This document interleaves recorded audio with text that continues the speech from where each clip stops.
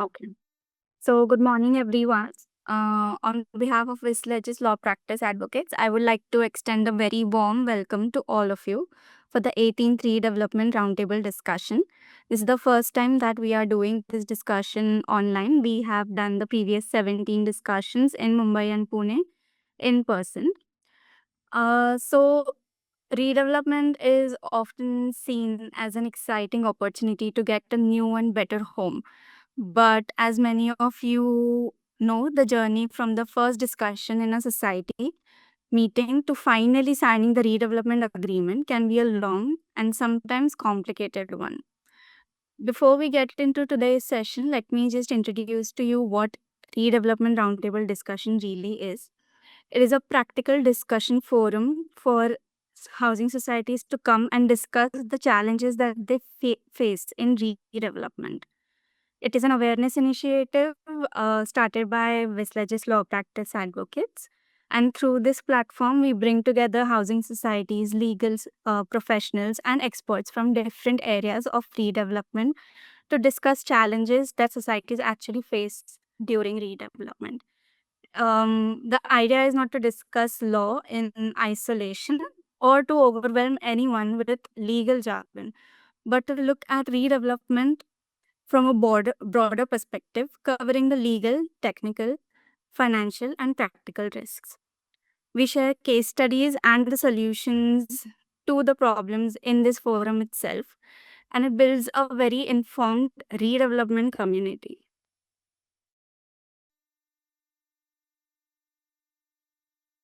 Next, I would like to introduce our firm, Visleges Law Practice Advocates. We are a full service corporate and commercial law firm with a strong multi jurisdictional presence. We have offices in Mumbai, Pune, New Delhi, and Hyderabad. And we provide legal services across 9 cities in India and 6 international jurisdictions, allowing us to combine local expertise with national reach and global perspective.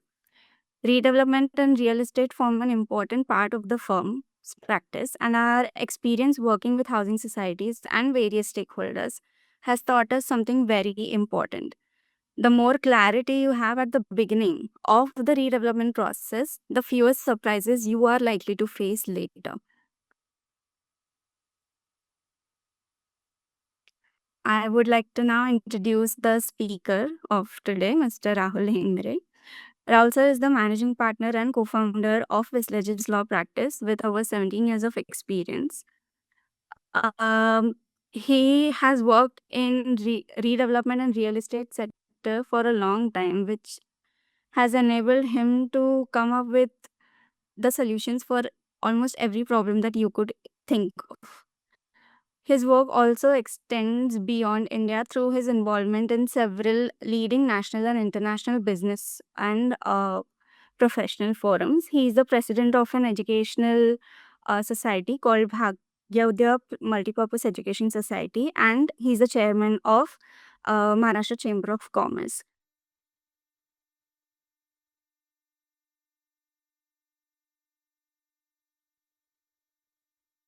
So today, as I said, the discussion is completely focused on the book that Mr. Rahul Hingmire has authored, which talks about redevelopment. It is called 54 Legal Secrets Before You Sign a Redevelopment Agreement.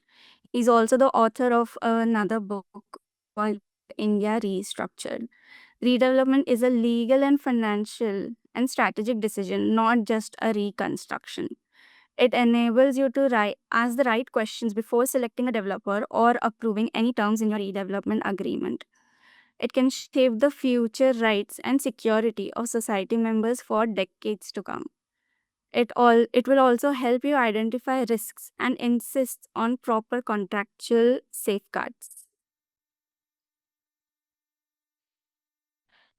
Today we will be discussing on a few points as mentioned here.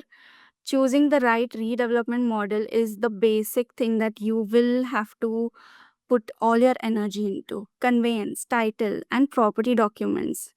We will also be talking about member consent, voting, and objections that will happen throughout the redevelopment process. Your development agreement, your POA, and PAAA, the most important three documents that you should have before you start a redevelopment, and the tax issues and special ownership structures that you would have to undergo. Using 54 legal secrets. Yeah.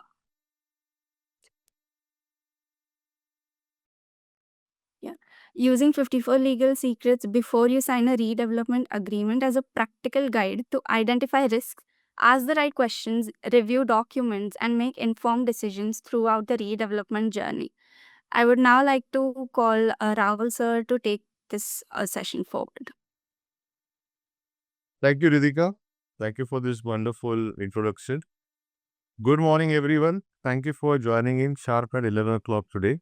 I can see many participants have joined. Some of my dear friends that also have taken out time to join in. So thank you so much for giving your support. And we've done 16, 17 sessions of Redevelopment Roundtable, as Ridhika has mentioned, in person in Pune and Mumbai. This is the very first virtual webinar that we are conducting at the request of many of the society members, those who could not travel to our Mumbai or Pune offices. And we are also recording this so that those who are not able to attend this, they will get access to this session today. So without further delay, I would like to get going with the topic. As we all know, redevelopment. As we all understand, redevelopment is the buzzword that real estate sector or any other individual from any other part of Mumbai, Pune, Thane, Navi Mumbai is hearing, discussing, dealing, or forced to get into. For us and for them, it is a simple understanding that we need to kind of start processing that redevelopment is not merely a replacement of an own building with a taller building. It's a process in which your property rights are going to go under significant modification. You're going to have stakeholders who are going to come and bring in financial obligations, and there will be a lot of relationships through documents and legal instruments are going to get formed for a temporary period, be it with developers and PMCs and lawyers, and through PAAA agreements and ownership documents for a permanent in nature. So members are surrendering their rights. Members are members are not surrendering their rights in that sense, but the occupation and the physical positions getting surrendered in the process. And at the same time, they are hoping that the promises that were given to them are delivered upon basis of which they get additional area, they get better amenities, they get necessary support during the redevelopment process on transit, tenure for rent compensation, and many of the things that are required to be given to them as per the initial discussions and promises. So that's the nutshell of redevelopment that we get to hear, understand, talk about, discuss, and expectation wise, rightly so, it's kept in the meeting of societies and ultimately it is passed on to developer. Now, most of these serious disputes around redevelopment don't actually start after developer coming in and start defaulting and all. I would personally see this as a situation where most serious dispute starts at the beginning, when the basic conversations around redevelopment are not done in the best possible manner, where meetings are improperly conducted with managing committee and general body meeting members, when feasibility is not understood by everyone, when developers are not verified effectively, if you don't check developers background and their track record, all of these are the problems that eventually become major issues during your redevelopment journey. For me, developers also benefit from the transparent process which societies maintain, especially managing committee and redevelopment committee. If a legally sound developer is appointed for the project, there is most likelihood that the timely completion can be achieved, all the quality deliveries can happen. And if society happens to rush into appointing any developer that just is promising some great offerings but not able to prove its track record, not able to prove with good credibility that he can bring with him, doesn't have ready access to finances and secured funding, then there would be challenges that society will be going through. And lastly, for me, every verbal promise needs to find some document ultimately that it needs to get captured. If the assurance and promises that were discussed in the beginning don't get documented effectively in an enforceable manner, then that is again a problem that society is going to experience in many stages of their redevelopment. So this webinar is actually going to follow the 10 topics that Ridhika showed in her last slide. Moreover, it will also actually follow the decision chain that society needs to, kind of work with, be it readiness, be it model selection, be it title, feasibility, consent, developers appointment, documentation, financial protection, and most importantly, time to time taking corrective actions. Now, the building may get demolished later, but always remember the members' legal protection is built before they start discussing the offer with the developer. You have to have your terms and conditions. How to do that? Today's webinar will cover them. I'll move to my next slide.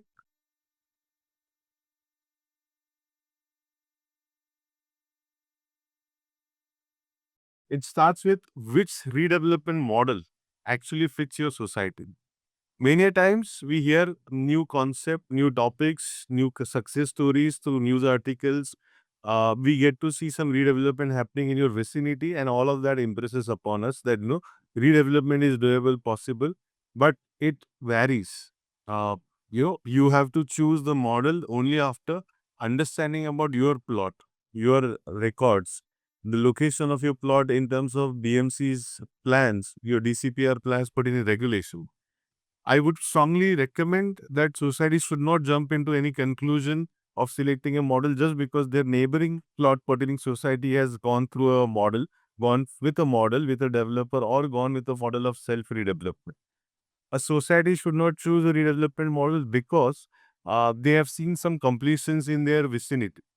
I would strongly recommend that principal alternatives, which may include developer-led self-redevelopment or a cluster project or special scheme that MARA SRA may bring in for a larger layout, should be understood first, should be assessed effectively, should be compared with each other to understand what are the time frames, what are the likelihood of benefit, what are the likelihood of approvals and permissions and sanctions it's going to require from various stakeholders that are going to come and play an important role when it comes to undertaking any kind of redevelopment process. Now, developer-led redevelopment model, it's very popular, widely seen, which is a model in which society ultimately transfers substantial execution-related obligation on developer. And this also means a lot of financial responsibilities are also casted upon developer for developer to undertake this kind of model and model pertaining redevelopment work. And in exchange of that, all the obligations and responsibility, society also ends up sharing a substantial portion of its development potential. Sometimes it goes beyond 70-80% also. But the healthy ratio that we get to see is 60-40. 60% developer gets as a share in the development potential, and 40% development potential of future in nature is given to society. The second model that we are getting to hear very regularly, but it's more majorly in discussion, very rarely in action. It's self-redevelopment model. Although there are greater things that have been proposed, but self-redevelopment model is where greater control is with society, and there is definitely a much larger upside that society members can get when they are completing project in time. Society gets larger share of the redevelopment component, the potential component that is we talked about. But at the same time, society also needs to understand that they will be managing the financial obligations. They will be managing the project in a manner where they have to act fully as a promoter, and they will be held accountable for all the delays or non-compliances when it comes to a free sale buyer coming and questioning the delays of the project to go with. So governance wise, procurement of material wise, approval of plans wise, securing permission wise, the society plays very, very, very active role in self-redevelopment process. Now, lately, cluster projects are also something that societies and developers are discussing regularly. Cluster projects is something where you get additional FSI. It is nothing but a better planning method that government, state government has been promoting, because of which additional landowners will become part of your redevelopment project, or you will become part of somebody else's redevelopment project effectively. More occupant, more buildings will come together, and that becomes a larger activity of redevelopment of a neighborhood in its sense. If you are in island part of Mumbai, then you have a threshold of 4,000 square meter minimum area to qualify as a cluster. And if you cross the island city jurisdiction, if you go beyond Mahim side, then the area threshold becomes 6,000 square meter as a minimum size of plot to become eligible for cluster nature of redevelopment model. Most of the times, these cluster redevelopment models will require larger approvals, permissions from high power committee, from urban development department committee. If you have, say, several types of landowners and authorities, land parcel, best lands parcel, MHADAs, SRAs, or any kind of stakeholders which are other than private parties, then all of this requires a multi-window approval process to follow. That's why it is remunerative. It has larger benefits and potential to achieve, but at the same time, it is going to take more time to get going with the basic approval process and to kick off the construction work effectively. And this also requires alignment of various owners, building owners, residents, societies to come together and meet each other in a level where they all are securing their future receivables, their residences in a common document, common contract with a developer. Now, I would strongly suggest that this stage should be given very, very important importance when it comes to conducting decision making in societies. That's why you need to ensure that your PMC is given a very robust, role only for this aspect, where all the comparative analysis should be drawn up, and decision to go with any specific model should be done before general body meeting with a detailed explanation as to which model works how and why the best model is so and so, with which society is going ahead.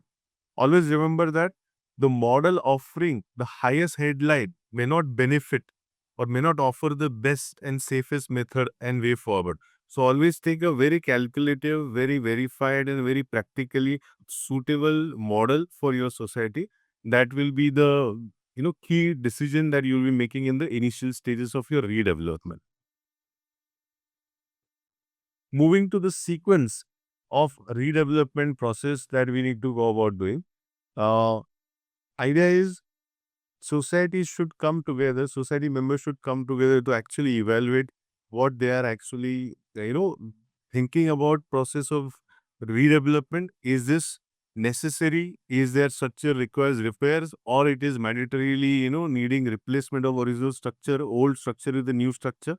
And if they come to conclusion, then there should be a proper decision of general body where majority should come with a 51% of consensus of 51% of their members' consent should be obtained to get going with the redevelopment process. That's why society should decide that yes, redevelopment is a decision and is the way forward for society to get going with the process, to find good team members, good developer, exchange good offer and get going with the actual development process. But before that, in order to avoid many critical challenges and expensive disputes, this becomes a mandatory sequence where you will have to have certain steps to be taken. As you can see on the screen, society deciding to go for redevelopment becomes of obvious step number one. Appointing project management consultant, appointing real estate lawyers, appointing an architect, or appointing a chartered accountant becomes a very key thing in the beginning of your project, not much later after finding developer. It has to be much before. Thereafter, with lawyers, you will test your title. Your title is not only about the land on which your building is standing. It is also about each apartment ownership, how it has been maintained within the society. Are there any open title disputes for each apartment or any shop that your building is having? As far as land is also concerned, whether it's a leased land, owned ownership based land, is it a conveyance completed land or it is pending for conveyance land? All of that will be, verified by your lawyers, real estate lawyers specifically. Then feasibility wise, your PMC, project management consultant and architects needs to work in tandem in collaborative approach to understand what is the best potential in terms of FSI and development your plot can generate, and put forth the cost metrics around that in terms of subscription of premium to available FSI to cost of construction to all the peripheral activities that is conducted alongside with construction of any real estate project, and giving you financial working that can make you understand how developer is going to analyze your project. And chartered accountants role, many a times it is not taken very seriously, but their role to make society understand what is the pre, during and after consequence of taxation, what is the pre, during, after a situation that you will be dealing with finances, what is the current status of your financial resources or reserves the society is having, what will be the corpus that you will be receiving, and how it will be adjusted when new society flat purchase are going to join hands with the existing members. For that, you need to have a very clear understanding from finance point of view, because this also leads to many conflicts and disputes, especially in the last stage of redevelopment. And once you have feasibility ascertained, title ascertained, you are clear with your society's right to go for certain type of redevelopment. That's where you create request for proposal, or we call it tender. Society with PMC's confirmation, with the real estate lawyer's confirmation, and with financial projects, financial aspects being confirmed by your chartered accountant, and technical assessment is done by your architect, should give a shout out or should give a call to action to all the developers to submit their respective proposals. Uh, I strongly recommend independent professionals should be hired. Don't go for one PMC where every architect, every lawyer, or every CA is clubbed together. You need to have independent professional who will do counter check for each other's actions and verify their opinions. That is the best way to go for any kind of redevelopment. Many of the societies go to one agency which act as a PMC, act as an architect, act as a lawyer, act as a chartered accountant, and then whenever they have to make any decision, society cannot question it because there is no support system that will work for as a cross verification or counter check for them. Developers due diligence becomes the last stage after you receive all the responses in response to your tender or a request for proposal.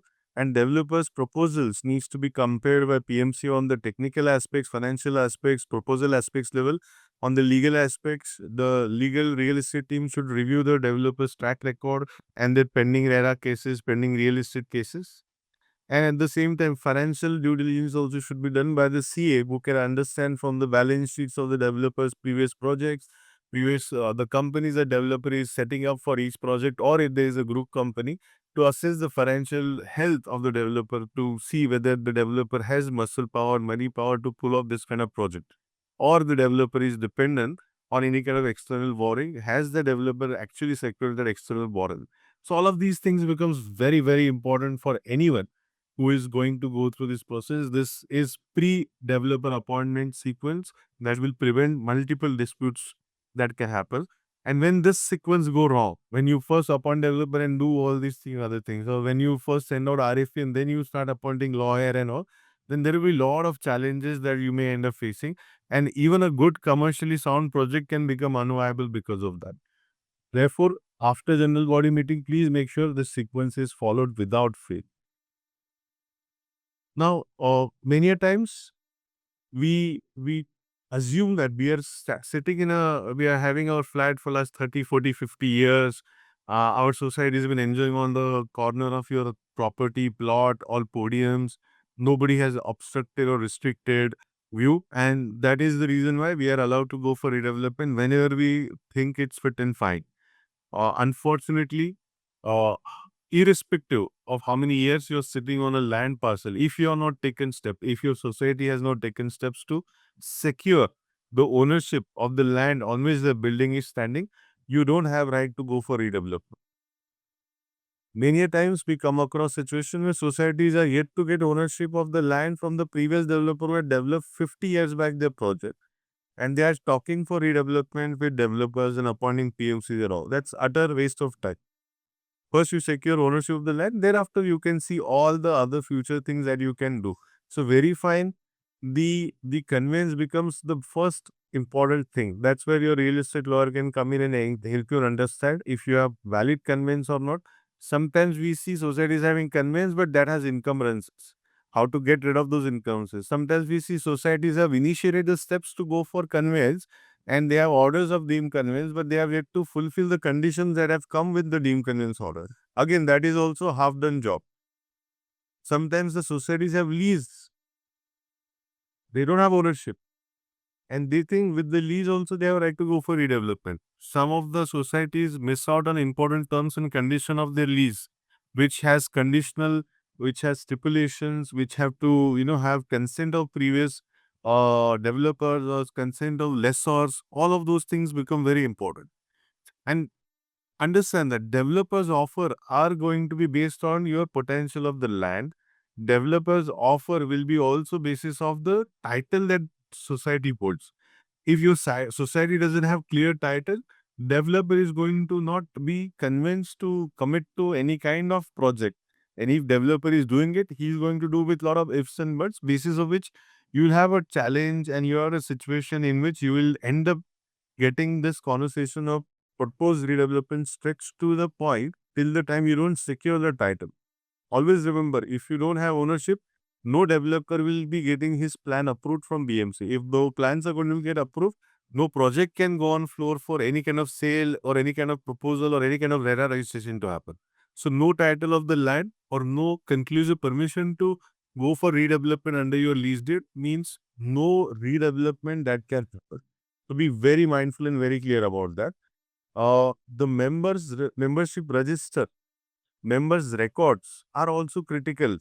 Or you may have ownership of the land, but memberships are not updated, records are not maintained. Again, developer may get in the project, but will not start the project till the time all of these things are not effectively taken care.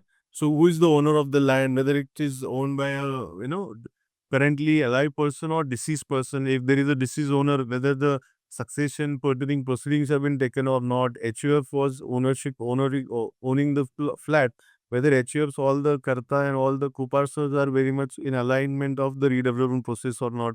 If it is owned by a private partnership firm, then whether their deed permits to sign, authorizing any partner to come and sign all these documents or not. So all these things are going to take place, and as a developer, developer is going to pay a lot of importance to all the aspects. Encumbrances and litigations attached to the land and title is also important thing for society to understand. For that, your real estate lawyer would review it first, then open the doors for society for the developers to come and inspect the documents. So you need to have understanding on the attachment, reservations, easements, third-party claims, or any kind of mortgages that were there, and whether they are sufficiently discharged or not will be looked at as a situation. So no safer and clear title, no clear title means no redevelopment that can happen smoothly. And you have to be very mindful about the problems that you will get into, because of which do not enter into any contract and agreement with any developer till the time you don't have clear title to go with. A technical point to go with, feasibility. Feasibility is something that plays a very, very important assessment, self-assessment kind of activity for societies to understand what is it that it can get out of this project.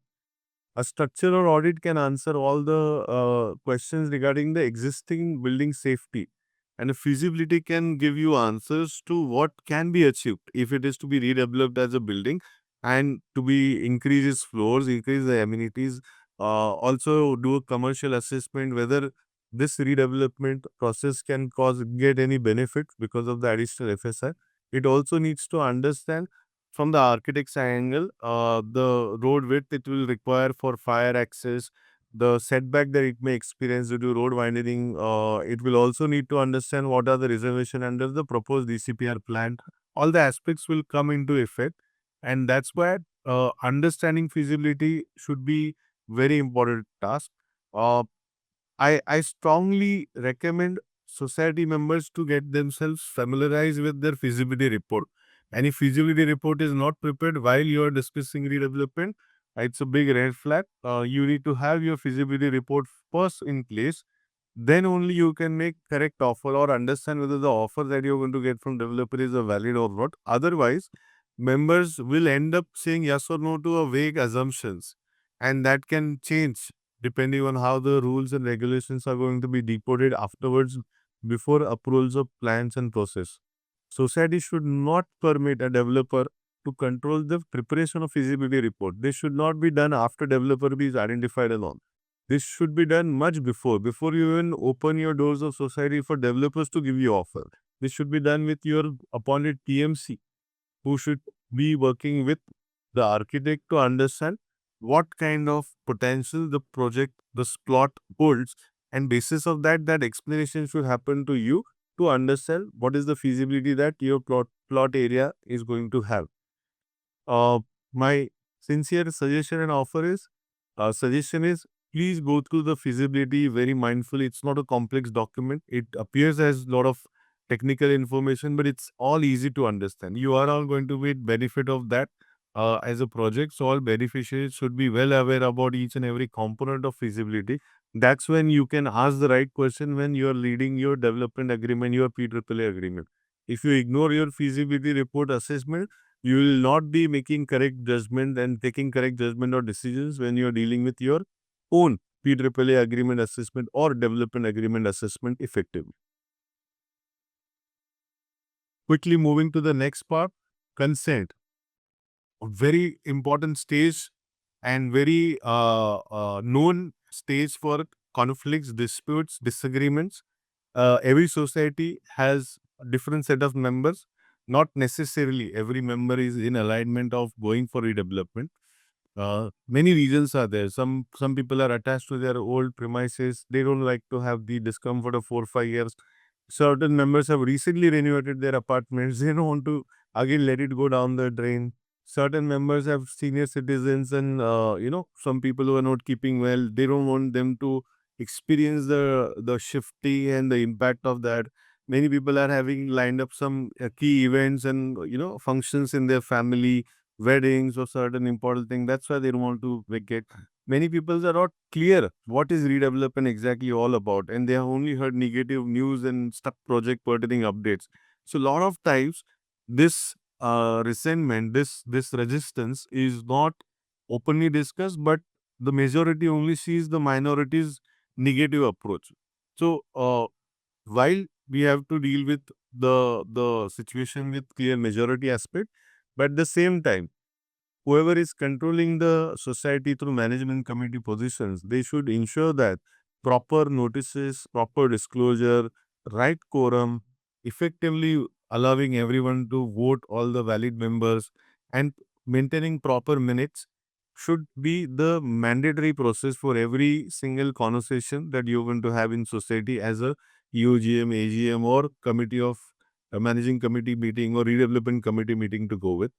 General body should make it as a principle that every critical decision that they want to take for redevelopment should happen in general body meeting, not at managing committee level only. And every conversation, every decision pertaining minutes should be recorded effectively and circulated for the knowledge of every member. Before meeting, clear agenda. During meeting, clear conversation, clear quorum, clear recording of the meeting if possible, clear written objections and written responses should be recorded. And after meeting, circulating that will save a lot of hassle and trouble, specifically for a managing committee and redevelopment committee who are doing a lot of work most of the times without any additional benefit or without any salary or any compensation. They are doing it for the larger benefit of societies, and majority of them should understand that.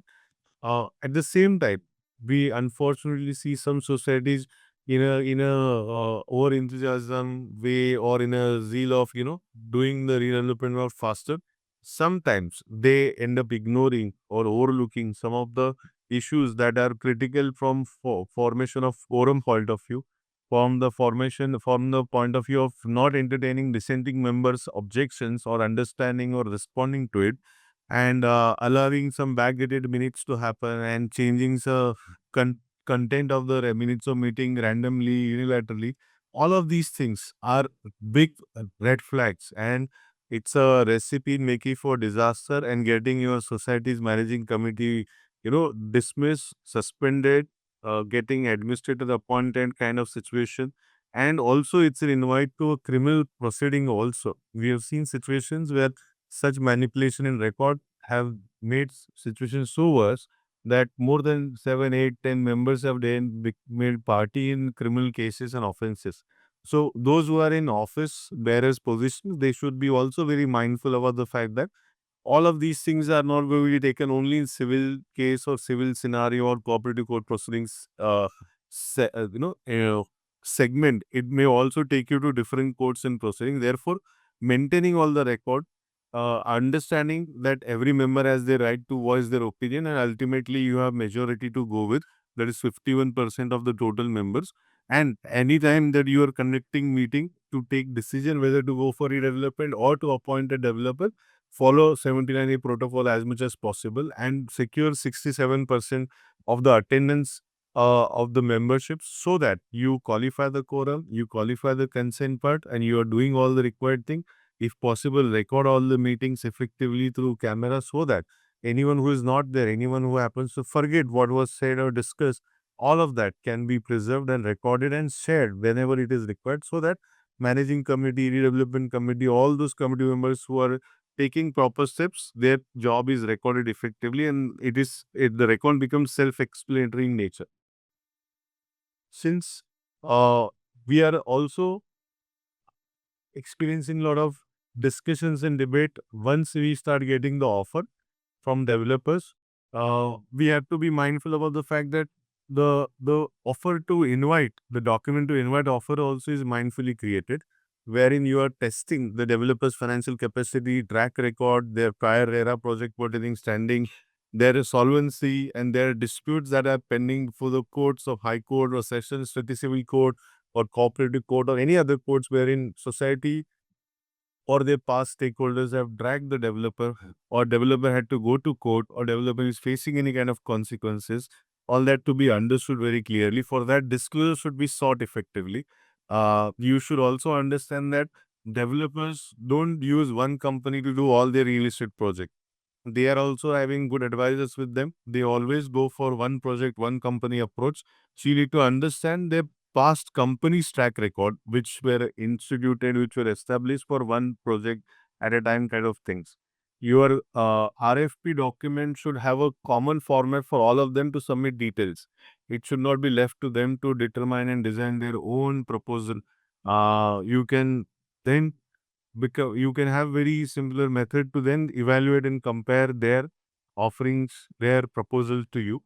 The RERA registration, prior complaints, extensions are critical things to assess as to how diligent the developer is when it comes to delivering on what the projects that have been promised by developer in past, and also examining the project entity that developer wants to create. You should ask for developer to give details of what entity they want to propose and who are going to be the stakeholders, and also put a very clear restriction that the proposed entity that gets created will not experience change of ownership and shareholding transfers and all. That comfort and confirmation should also be secured in time.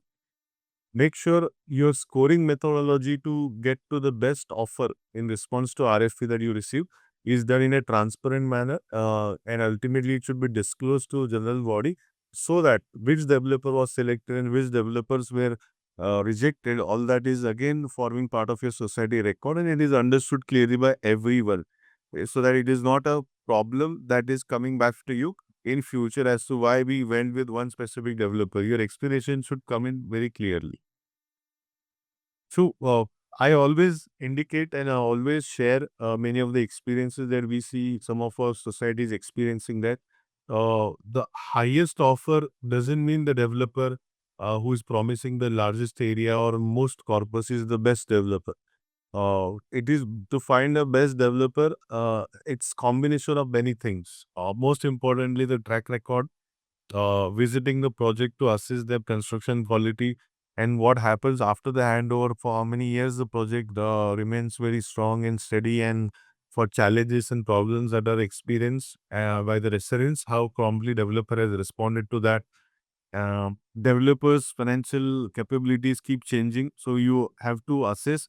Just because a developer has built the tallest building or largest housing complex, that means they are capable forever. No, you have to always understand what is it that they are going to have as an arrangement for finance, and whether they have secured it or not. All of these things will play very, very effective role. Do not get influenced by some broker or one or two managing committee member or one or two society member for choosing or selecting a developer on their recommendation. Have a very democratic process to evaluate from finance to capabilities to technical to legal to come to the best developer. And it's a proven method. It is a solved problem. Many societies are now taking this process very seriously. That's why society members should always pay attention to what you're getting as an offer and do not get swayed by the highest offer. Try to assess capabilities and strength on all these parameters. Now, a very important document that becomes Bible for your redevelopment project. My colleague Uzair is going to also show us after this slide a sample redevelopment agreement or development agreement to take you through in less than 2 minutes time. But before that, just want to give you few pointers that the development agreement needs to be treated as a master contract that governs the relationship. Most of us know this becomes a critical document. What gets followed after that is power of attorney and permanent alternative accommodation agreement. But everything is linked to this document. It defines carpet area, it defines existing entitlement to what will be the promised area to be delivered. It will give you parking, balcony, amenities, common areas, and all the measurement methodologies and any gap and any surplus or any reduced areas given the treatment for that, how, who will compensate whom, all that will come in. This also records your title, how society is eligible to go for redevelopment. Society's title will be described. It will also give project details as to what kind of project ultimately it's going to be. It will also have a proposed plan coming as an attachment to it. It will also have society's title document coming as an attachment to it. It will have all the timelines basis of which the developer is going to take your project through. It will also have all the situations that developer wants to protect himself in, be it force majeure, be it non-availability of laborers or, experiencing restriction from government from carrying out certain type of construction activity, all of those things. It will also have your compensation for delay. It will also have your compensation for rent. It will also have compensation for your movement, displacement, conveyance, brokerage, many things that will get captured in this. Many a times we see societies hesitate on negotiating effectively on the clauses of default and consequence of default and termination and consequence of termination in depth. They think this is the most awkward topic to, initiate conversation with developer. But we see this becomes a critical topic that one should go without any hesitation because ultimately it's a commercial transaction developer is entering into with. Therefore, notice, cure period, steps in right if there is continuous default, and what is the consequence of default, what is the consequence of termination. All of that needs to be taken into consideration so that if a developer experiences difficulty and he is not in action, not actively taking this project seriously, society has right to replace the developer and take charge of the project effectively. The dispute resolution method also is sometimes is missing. Uh, Idea is societies to understand what is dispute resolution method means. You don't have to go to court if there is a dispute. You have a private kind of setup of a court that can get created at your instance that can give you speedy disposal on interim orders as well as final disposal in high court or in civil courts. Unfortunately, due to pendency of many cases, it takes minimum 3 to 5 years to get around a final conclusive order, wherein in arbitration it is mandatorily 12 months time within which the arbitrator has to finish the matter. So you have to understand what is arbitration, and not necessarily every dispute has to go through directly court or arbitration. You can also implant mediation methods where any dispute can be resolved or attempted to be resolved through mediation first with an official mediator, and thereafter it can be taken into dispute resolution. The development agreement and disputes are not only about the developer and society. Sometimes inter-se societies members also can have dispute within themselves, or there could be a disagreement of one individual member who may drag developer and society to court. How do we handle that? What kind of impact that can cause in redevelopment process? All of that needs to be covered effectively in your development agreement. My experience of working with society members is they treat development agreement as a document that should be discussed only when they formally complete all the appointment process of developers. wherein a smarter society would do the appointment of a developer once the DA is also closed. Very unusual approach. But if you are clear with your intentions, then the developer, the commercial offer, and all the negotiation and discussion should happen parallel to the appointment. What's the point of we appointing a developer and then disagreeing on the several terms? It doesn't make sense. But if you have ready lawyers said and PMC said who have kept the document ready, and you negotiate on the document first, and once the development agreement, POA and PAA are frozen, then you go for appointment.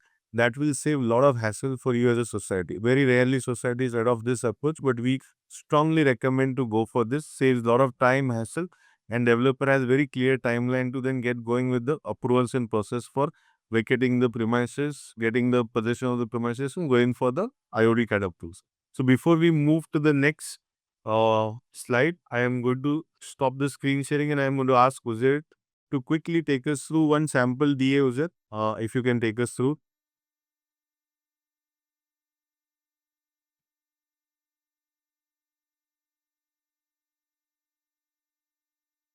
Uzair, highlight important clauses as well. Unmute yourself and highlight quickly important clauses. In the meantime, anyone has any questions, please park your questions in Q&A session, Q&A part. You can click on more and there you'll have Q&A option.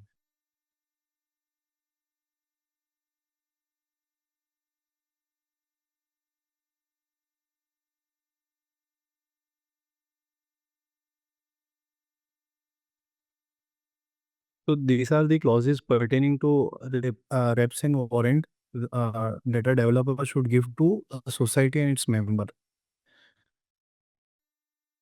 So here we usually mention that the developer has sufficient fund to take this society redevelopment. Then there is no litigation against developer in their previous redevelopment projects.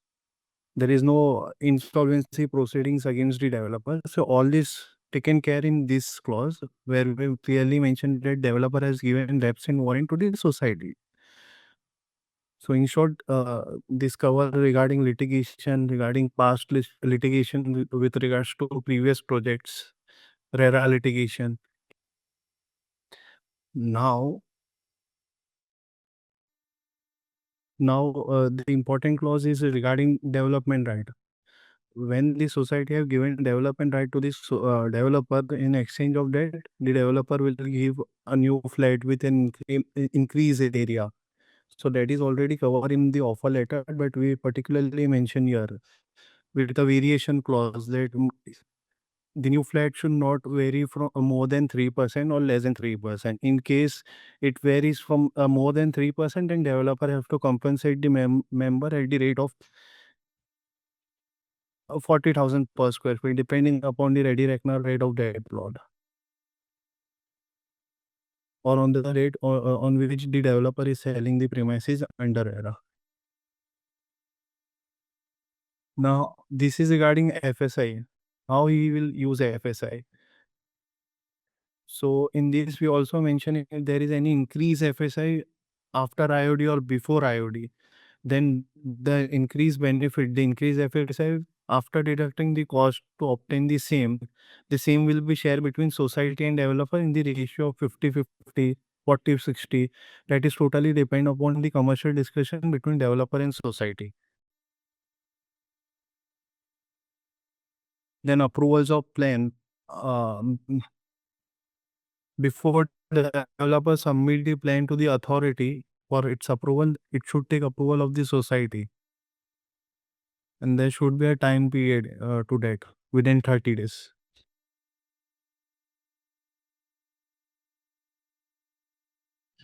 Then obtaining IOD. After a developer obtain IOD, then he will execute PAAA. Thereafter, the member will vacate their premises and give letter of entry to the developer.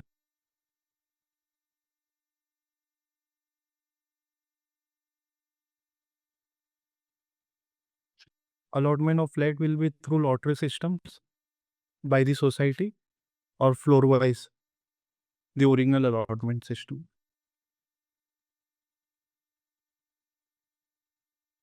Car parking will be as per offer letter.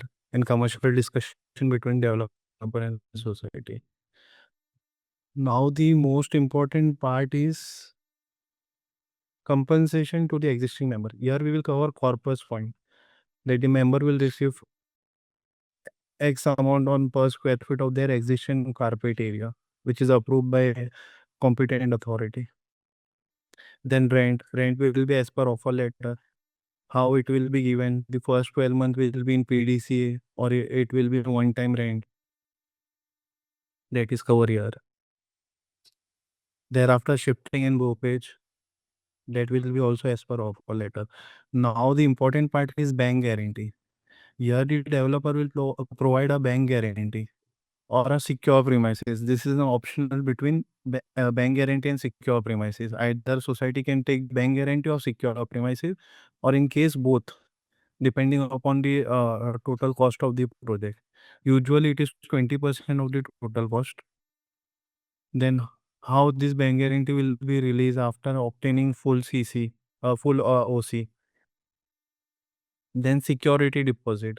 The developer also need to provide a security deposit so that the society have this amount as a deposit with them in case there is any default or termination.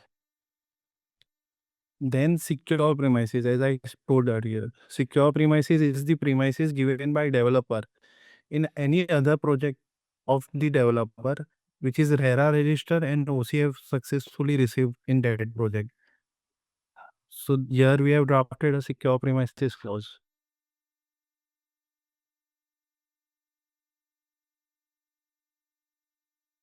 Then time frame.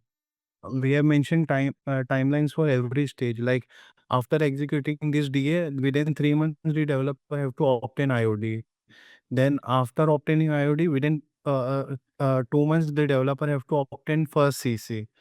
Then from first CC till within 36 months, the developer have to obtain full OC. So this is the timeline. We have captured timelines for every stage, for obtaining IOD, for obtaining CC, for obtaining OC. Then force majeure. Pooja, take us to termination quickly. Yes.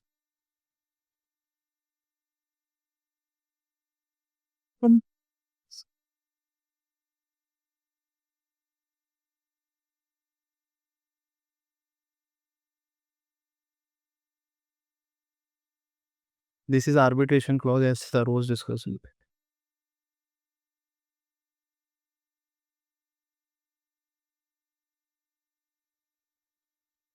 Now this is the termination clause. So we usually mention that in the case the developer failed to fulfill what he have offered to the society, or what he have what timeline he have offered to the society. Like if he failed to obtain IOD within 3 months after executing this DA, then we can terminate this development agreement by giving a notice to the developer. And in that notice, we will also give him a period of 30 days, 15 days. That is as per the discussion between society and developer. Then we can terminate this development agreement by giving a notice. And if we fail to cure that default, then the society have right to terminate the development agreement. Then defect liability period. Defect liability period of 5 years. This is as per RERA. After a member have taken possession on full OC from the date of possession till next 5 year, the defect liability period, where the developer have to rebuild the cure the defect if there is any leakage of. So these are the main clauses which should be mentioned in the development agreement. Thank you. Thank you, Uzair. I think purpose of we taking you through this was to also make you read or refer to something that if you are in middle of your redevelopment society process, then you have ready reference to look at it. And whenever you are visiting our office, we'll be happy to give you the draft to go through the same in its entirety. As I said, redevelopment agreement becomes the most critical document So it should not be signed in a hurry.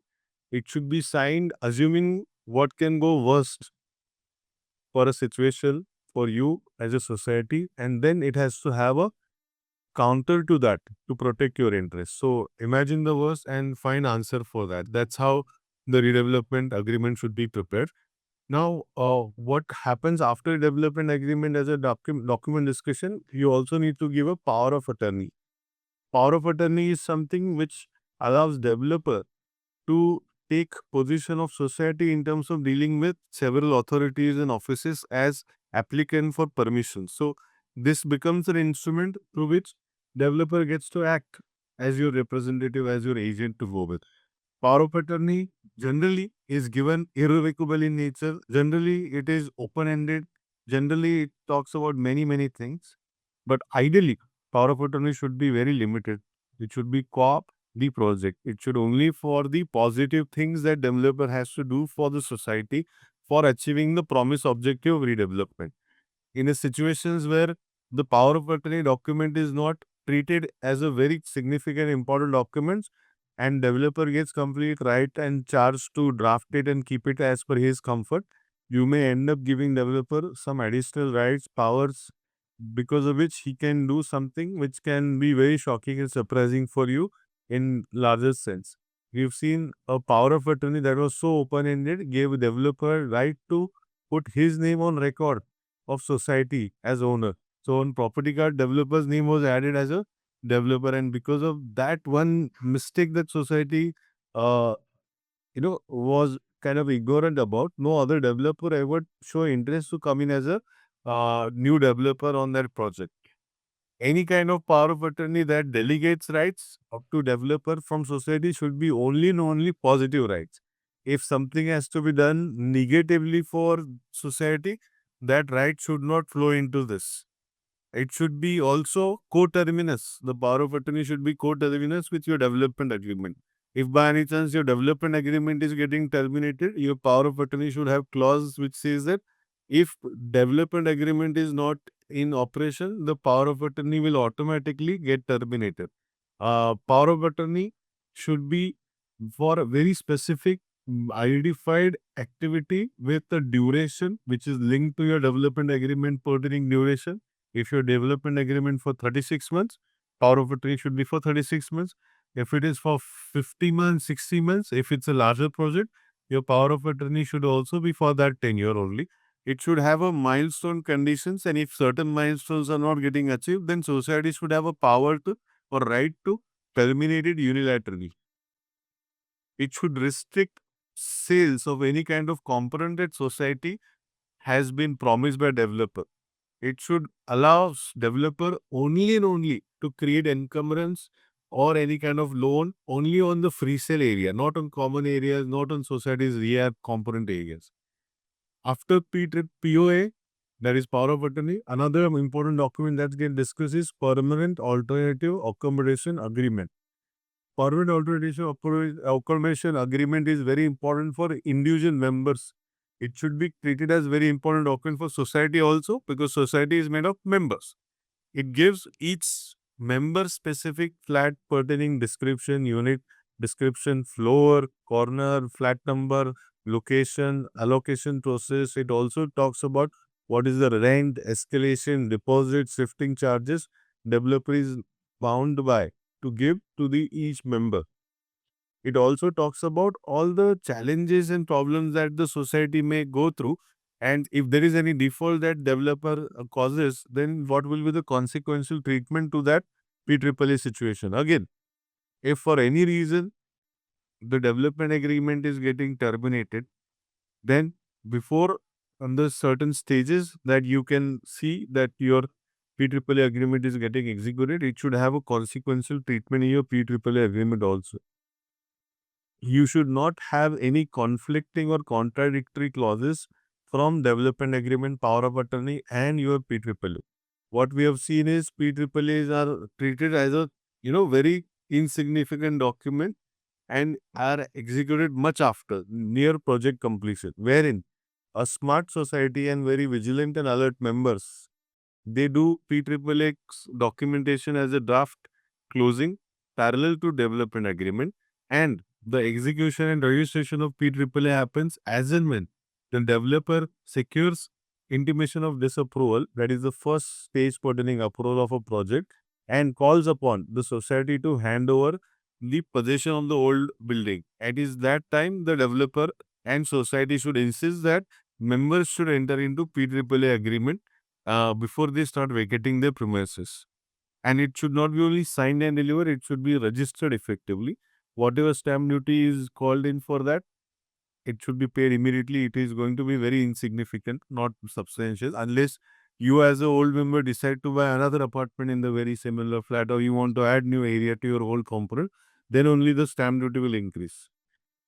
So, the two documents that are important along with development agreement are PAAA, POA and PAAA agreements to go with.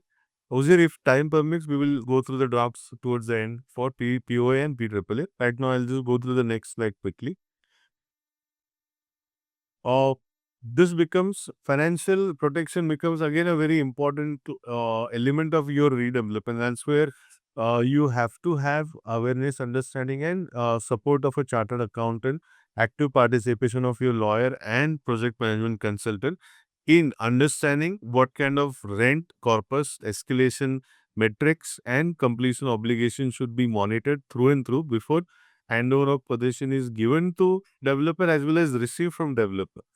uh, Transit rent that developer is paying you is a hardship compensation. It's not that developer is showing some goodwill gesture that he is giving it to you. It's a critical and contractual obligation that needs to be supported with all the members' displacement pertaining challenges that they want to experience.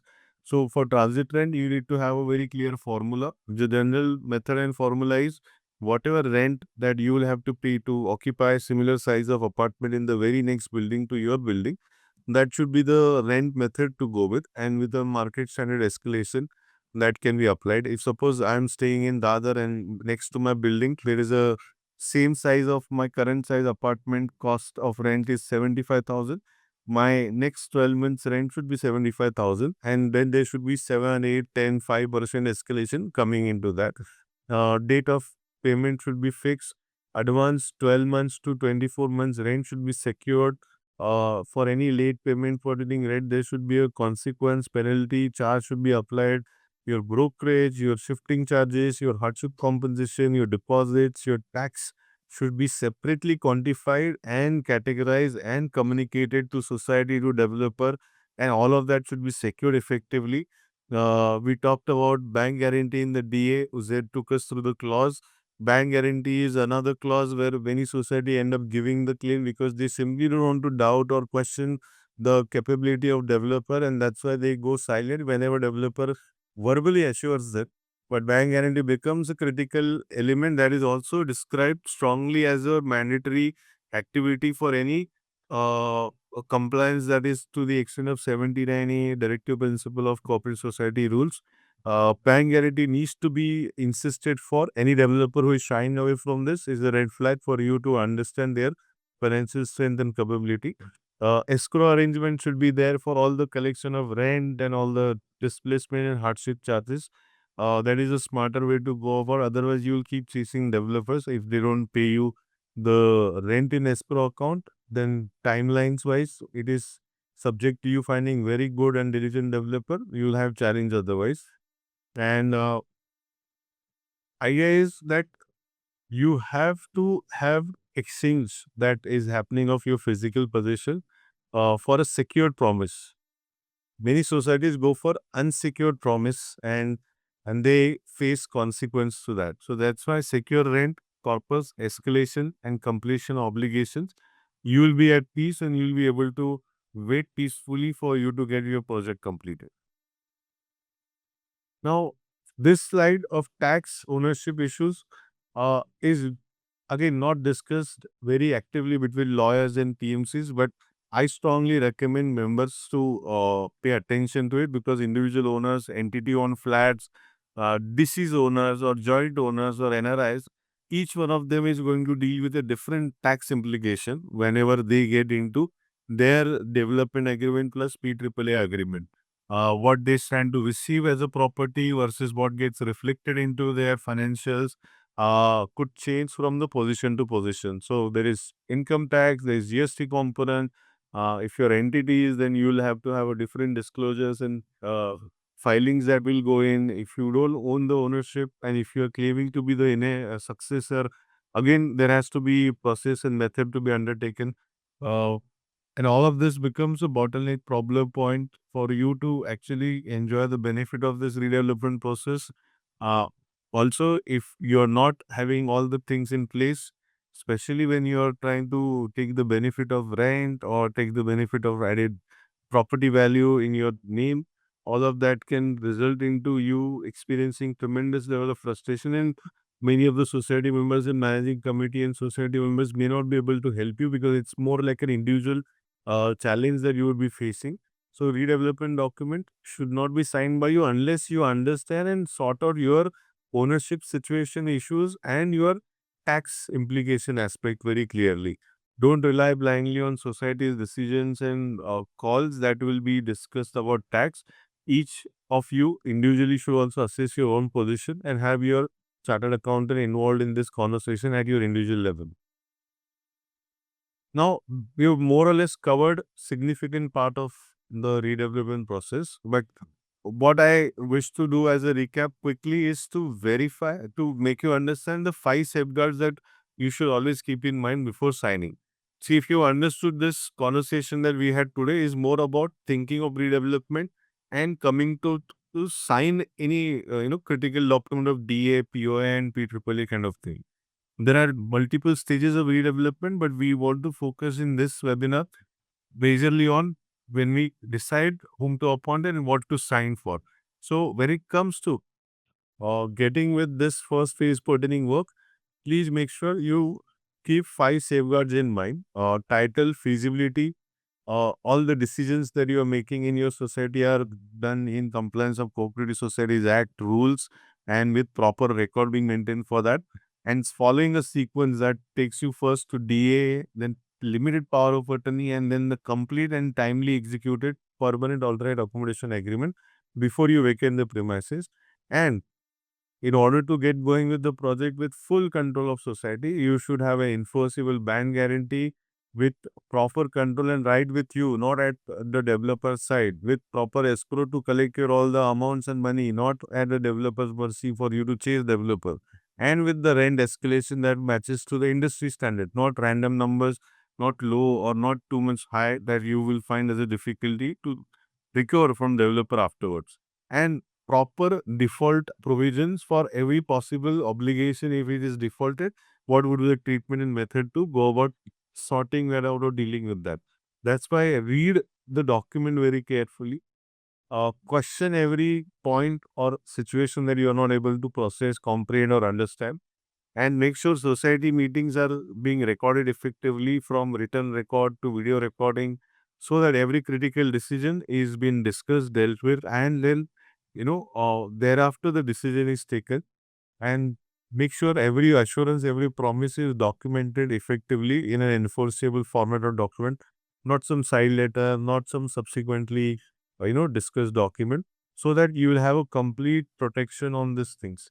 If you go without this, if you go without these kind of things, it will lead to challenge and problem. Uh, I would want to see if you want to have any questions to be discussed. We are happy to take we have overshot the time by 5-10 minutes because we started at 11:10. But any type of questions that you think you have, you can post it on our Q&A or you can write to us also. We also have a community that we are building. We have already got 150 plus society members in between Mumbai and Pune. We'll be happy to have all the attendees to join in our community also. But your questions for the title report, for the resolutions, for DA, POA, BAAA, we'll be happy to take that. I think we already got some questions also. Before that, before we respond to the questions that we have received, Uzair, can you quickly take us to POA and PAAA ones?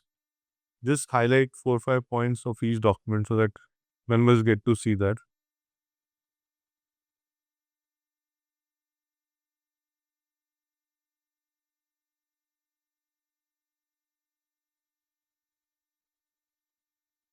We are going to respond to all your questions. We've got 1, 2, 3, 4 or 5 questions already. And So this is P2P between developer, society, and the respective member. This is the recital where we mention how the society is the owner of that land.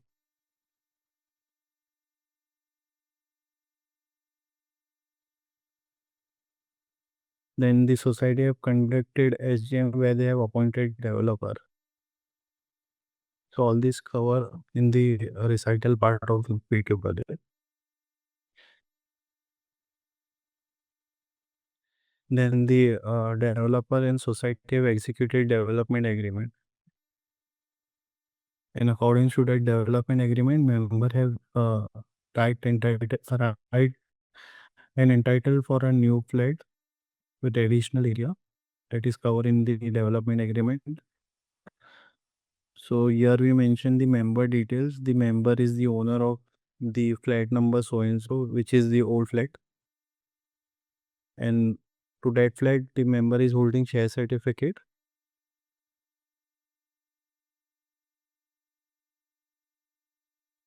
By the virtue of that development agreement, the member is entitled for a new flat, which will be on the flat number will be so and so on dash floor, and the area of the new flat will be so and so.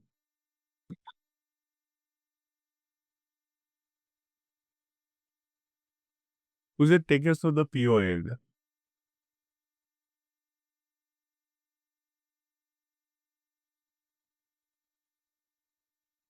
So we have 7, 8 questions. We quickly answer them as soon as Uzair completes his quick overview on power of attorney.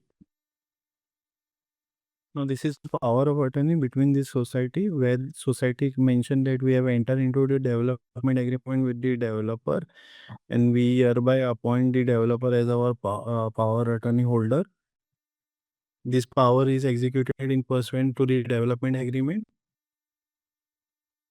Now these are the common power which are given, where the developer appear to the competent authority for approvals of plan on behalf of society.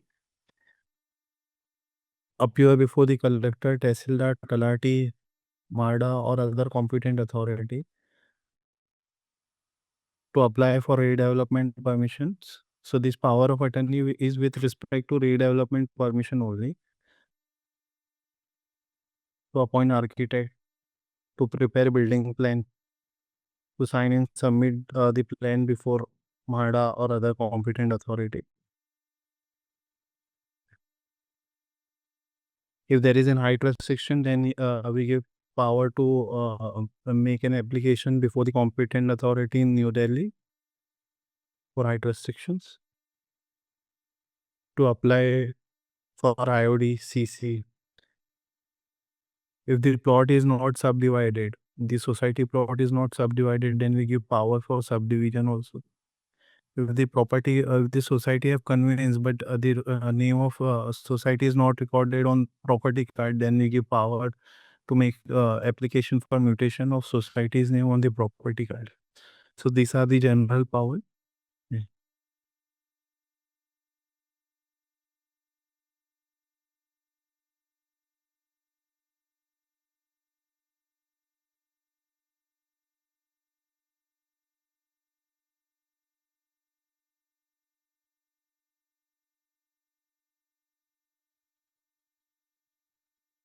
So during development period, developer is liable to pay the taxes to the competent authority.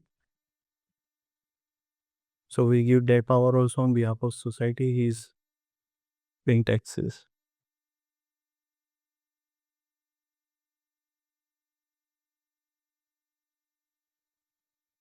Yep. Thanks, Uzair. So quickly, to give you how you can become a member of our community, although it says Mumbai Redevelopment Roundtable, but you can scan this code to directly become part of our Mumbai Redevelopment Roundtable discussion. And soon we are merging Pune and Mumbai together over this weekend. So, anyways, Mumbai will become our overall redevelopment roundtable community in one group to go with. There will be almost around 150 to 175 members coming in together, and we'll keep on adding more members. Idea is that we share some effective knowledge, effective information that society members sometimes struggle to get as a neutral standpoint, updated information. Now, we don't mean to impress societies or members just to onboard us as their lawyers or clients, as attorneys for any project or anything. That is the last expectation out of this activity. This is our free initiative for creating more awareness so that society members get control of their redevelopment process effectively.